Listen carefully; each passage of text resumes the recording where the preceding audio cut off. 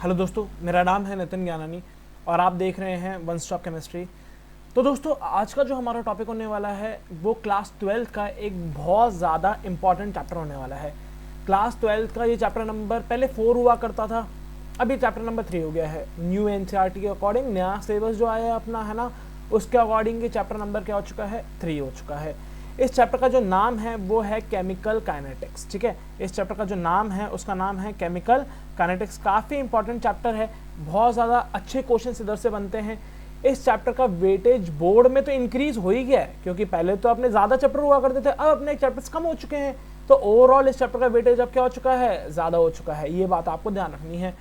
तो इस चैप्टर का वेटेज बोर्ड में तो ज़्यादा हो ही चुका है। साथ में अपने जो कंपटीशन एग्जाम्स हैं, जैसे एग्ज़ाम हो गया नीट, जेई एग्ज़ाम आपका हो गया, या आपके CUET एग्ज़ाम हो गया, इन सारे एग्जामिनेशन के लिए भी ये जो आपका चैप्टर है काफ़ी इंपॉर्टेंट चैप्टर होने वाला है।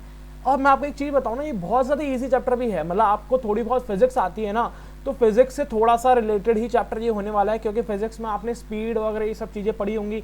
उसी से इस चैप्टर की अगर अपन शुरुआत करें तो केमिकल काइनेटिक्स शब्द का जो मतलब है वो क्या है। केमिकल का मतलब आप लोग जानते हो, कोई केमिकल रिएक्शन से अपन इसका मतलब निकाल सकते हैं। यानी केमिकल का मतलब हो सकता है केमिकल का मतलब हो सकता है केमिकल रिएक्शन। ठीक है, तो अपन केमिकल का मतलब हो सकता है केमिकल रिएक्शन। और काइनेटिक्स का अगर मैं आसान भाषा में आपको मतलब सिखाऊं तो काइनेटिक्स का मतलब होता है स्पीड, रेट। यहाँ तो अपन अब इसे स्पीड बोल देंगे, या फिर अपन इसे क्या बोल देंगे, रेट बोल देंगे।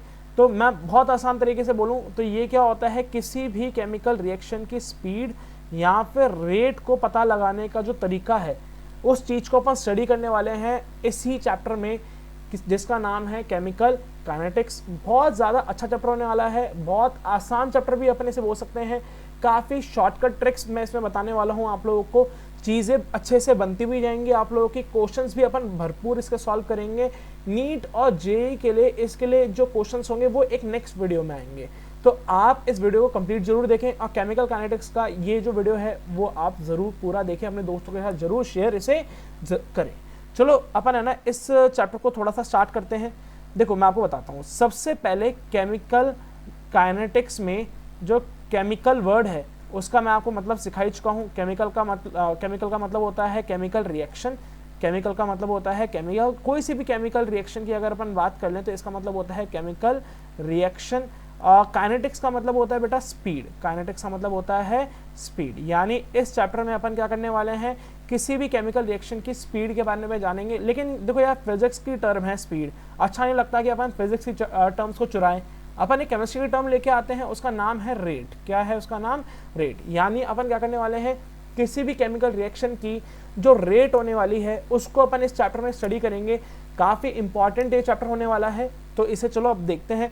देखो मैं आपको थोड़ी सिमिलैरिटी बताया था। देखो स्पीड और रेट में क्या सिमिलैरिटी है, देखो मैं आपको थोड़ा सा फिजिक्स के पॉइंट ऑफ व्यू से बताता हूँ, और इसे अपन किससे रिलेट करेंगे, केमिकल रिएक्शन से रिलेट करेंगे। देखो स्पीड क्या होती है, जैसे मान के चलो कोई आदमी है, कोई इंसान है, लेट सपोज मैं ही हूँ, मेरा नाम है नितिन, और मैं एक पॉइंट से चलना स्टार्ट किया, दूसरे पॉइंट तक मैं चला गया। लेट सपोज ये पॉइंट है A और ये पॉइंट है B। मैंने है ना, ये मेरा हो गया इनिशियल पॉइंट और ये हो गया मेरा फाइनल पॉइंट। मैंने इनिशियल पॉइंट से फाइनल पॉइंट तक का जो डिस्टेंस है ये टाइम T में कवर करा। ये मैंने कितने टाइम में कवर करा, T टाइम में कवर करा।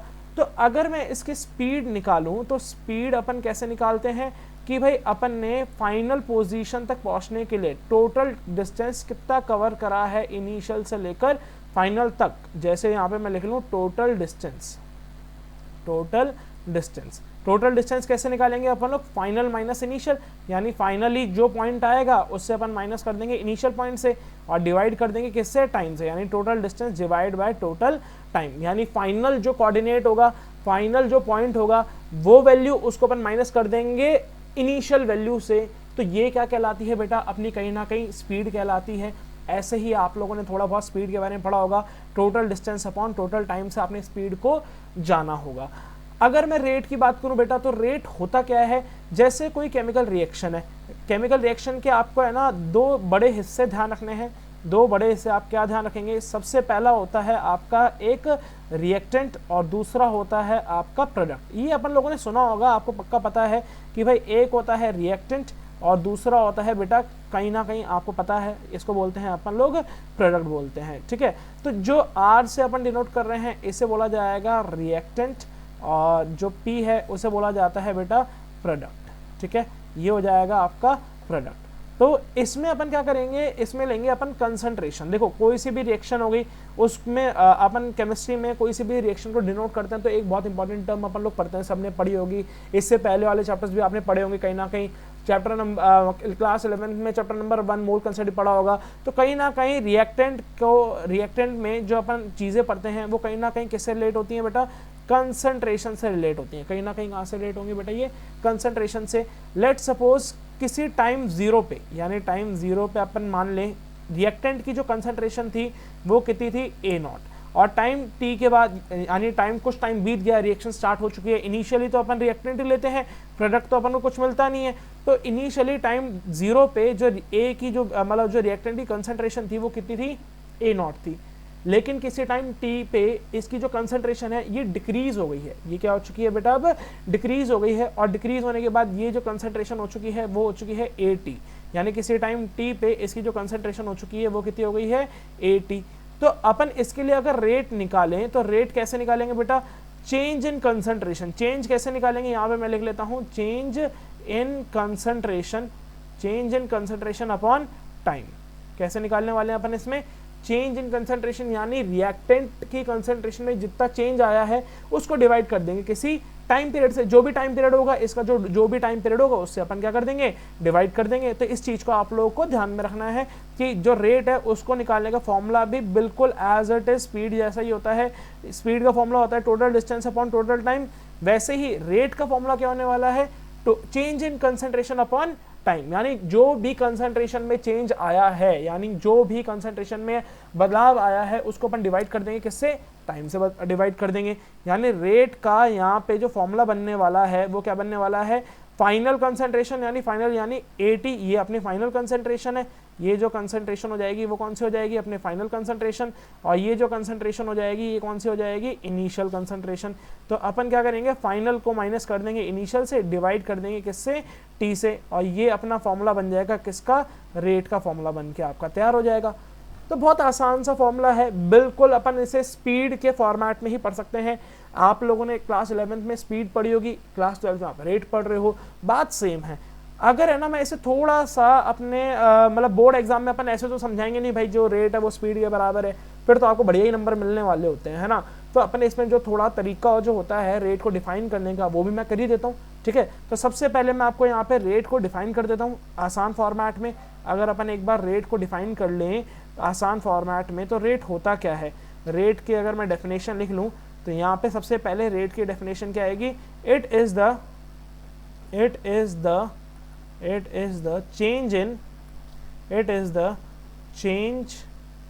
change in concentration of reactant or product, reactant or product to the time in a unit time कर लेते हैं, in a unit time in a unit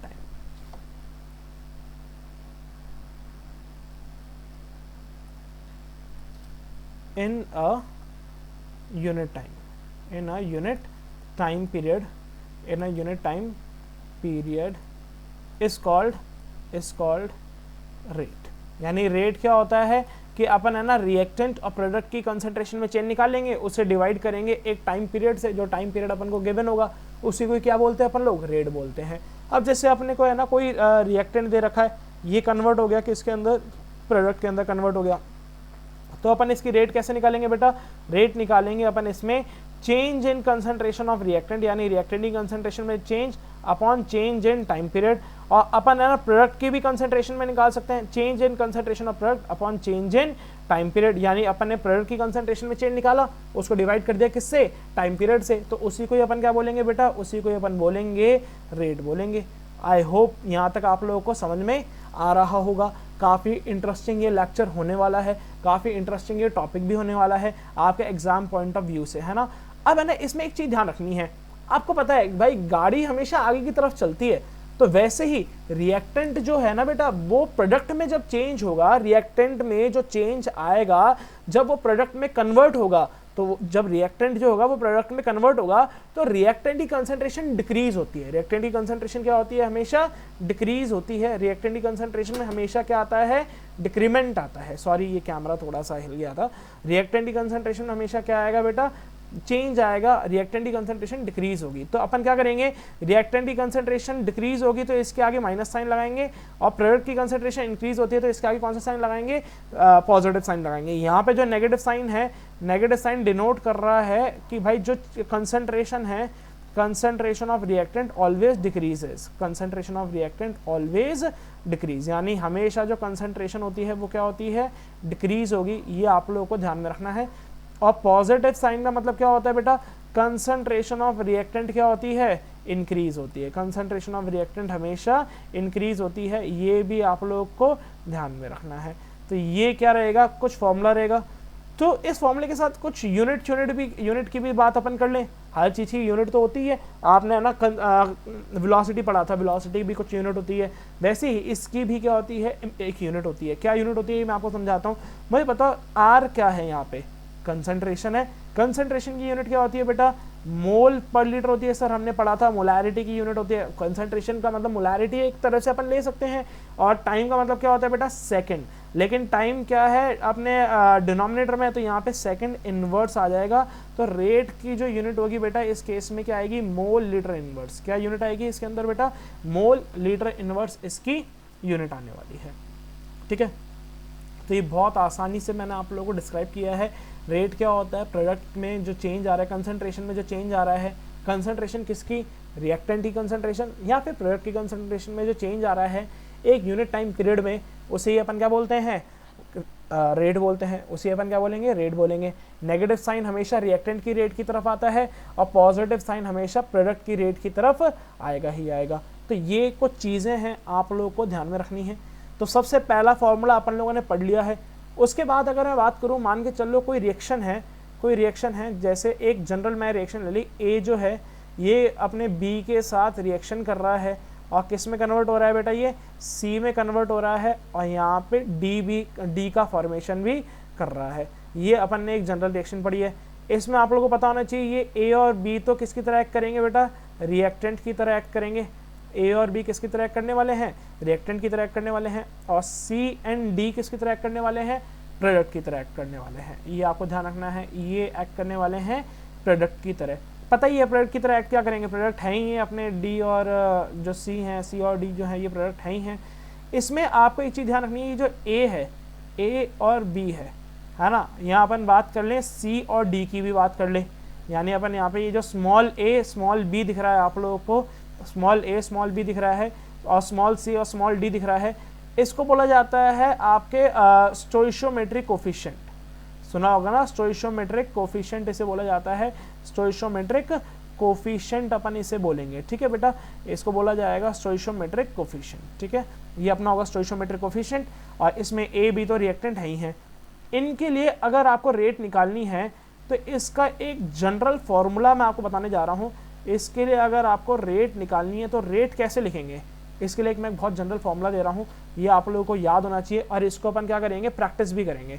इसका जनरल फॉर्मूला क्या होता है, माइनस पहले रिएक्टेंट के लिए फॉर्मूला लिखेंगे, और आपको पता है रिएक्टेंट की कंसंट्रेशन किस में आती है, बोलो जरा, नेगेटिव में ही तो आती है ना। रिएक्टेंट की कंसंट्रेशन अपन किस में लेते हैं, नेगेटिव में, क्योंकि डिक्रीज होती है। आसान सी बात है यार। प्रोडक्ट की कंसंट्रेशन क्या होती है, इंक्रीज होती है, रिएक्टेंट की कंसंट्रेशन क्या होती है, डिक्रीज होती है।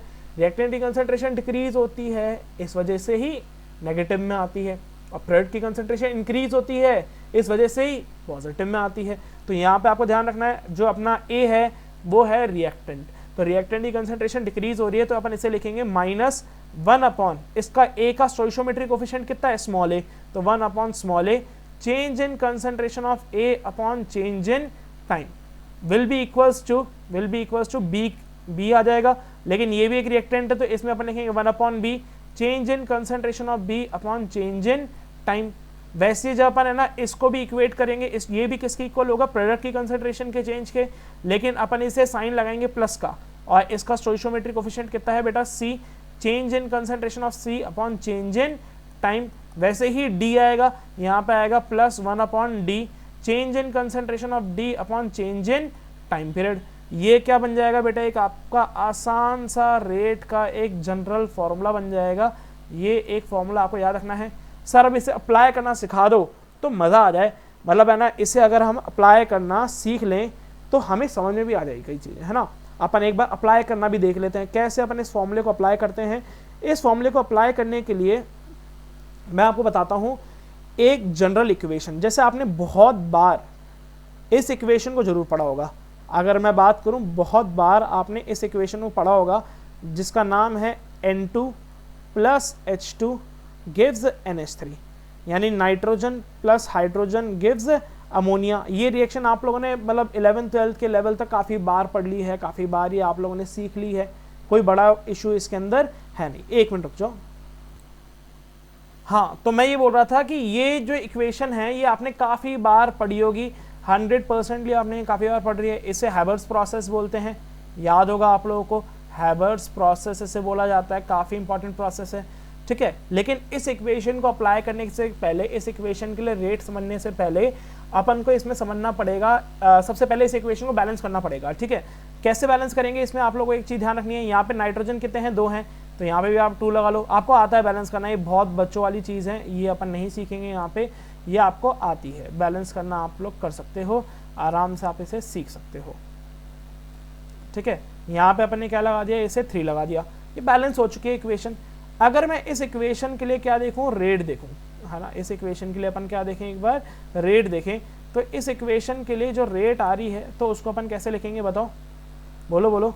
इस इक्वेशन के लिए रेट कैसे लिखेंगे, सबसे पहले N2 है, ये रिएक्टेंट है, इसका स्टोइशियोमेट्रिक कोफिशिएंट 1 है, तो इसमें लिखेंगे rate is equals to -1 upon 1 change in concentration of N2 divide by change in time will be equals to, ये भी एक रिएक्टेंट है, तो -1 upon 3 change in concentration of hydrogen divide by change in time. और ये आपका क्या है बेटा, एक ये है आपका एक प्रोडक्ट, क्या है, ये आपका प्रोडक्ट है, तो इसके अंदर साइन आएगा पॉजिटिव, इसका स्टोइशियोमेट्रिक कोफिशिएंट है 2, change in concentration of ammonia divide by change in time. तो ये क्या बन जाएगा, आपका एक रेट के लिए जनरल फॉर्मूला बन के तैयार हो चुका है। ये एक इम्पॉर्टेंट फॉर्मूला रेट का आप लोग सीख चुके हैं, ये एक बहुत इंपॉर्टेंट फॉर्मूला है रेट का, इस चीज़ को आप लोगों को ध्यान में रखना है, ठीक है। तो ये एक रेट का फॉर्मूला हो जाएगा, इसको आप लोगों को ध्यान में रखना है, ठीक है। जैसे मैं एक इक्वेशन और इसके लिए, एक इक्वेशन के लिए और लिख के बताता हूँ आपको। देखो इस फॉर्मूले को, एक इक्वेशन अपन और ले लें, कौन सी लें मैं बताऊँ आपको, आसान से लेंगे, कोई ज़्यादा हार्ड इक्वेशन अपन नहीं लेंगे। H2 plus I2 gives 2HI,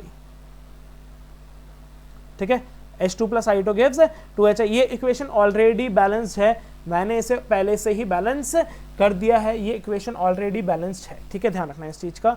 अगर मैं इस इक्वेशन को लिखूं, यहाँ पे अपने क्या है, इन सबका, इन हाइड्रोजन का स्टोइशियोमेट्रिक कोफिशिएंट और आयोडीन का स्टोइशियोमेट्रिक कोफिशिएंट 1 है। अगर मैं इसके लिए रेट लिखूं,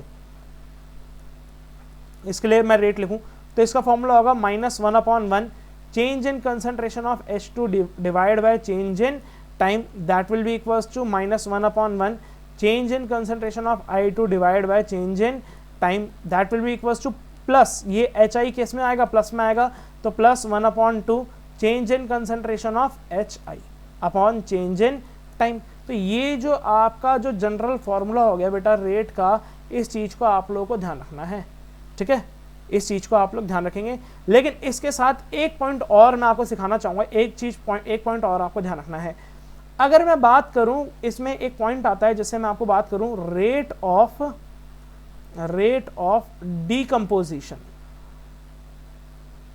रेट ऑफ डीकम्पोजिशन। अब मुझे आप लोग बताएंगे भाई डीकम्पोजिशन होता किसका है, रिएक्टेंट का डीकम्पोजिशन होता है या प्रोडक्ट का डीकम्पोजिशन होता है? तो आप लोगों को पता है ना कि भाई रिएक्टेंट का ही अपन क्या कराते हैं, डिकम्पोजिशन। रिएक्टेंट ही टूट कर किसमें बनता है, प्रोडक्ट में बनता है। ये आप लोगों को पता है, बखूबी ये पता है आप लोगों को। तो ये जो हाइड्रोजन है बेटा, हाइड्रोजन और आयोडीन, यही टूट के किसमें बन रहा है, HI में बन रहा है। यानी अपन डिकम्पोजिशन जो कैलकुलेट करते हैं वो रिएक्टेंट के लिए करते हैं, और रिएक्टेंट यहाँ पे क्या दे रखा है, H2 और I2। तो यहाँ पे डिकम्पोजिशन किसका हो रहा होगा बेटा, यहाँ पे डिकम्पोजिशन हो रहा होगा H2 का। तो इसमें आपसे पूछा जाए कि भाई रेट ऑफ डिकम्पोजिशन निकालो H2 के लिए। यहाँ पे आपको क्या निकालना है, rate of decomposition of H2।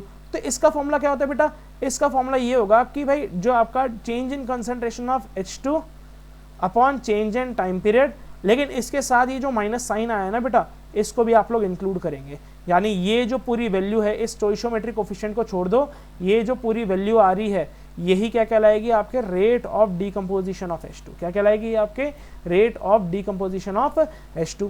वैसे आप लोगों से ये भी पूछा जा सकता है रेट ऑफ डिकम्पोजिशन ऑफ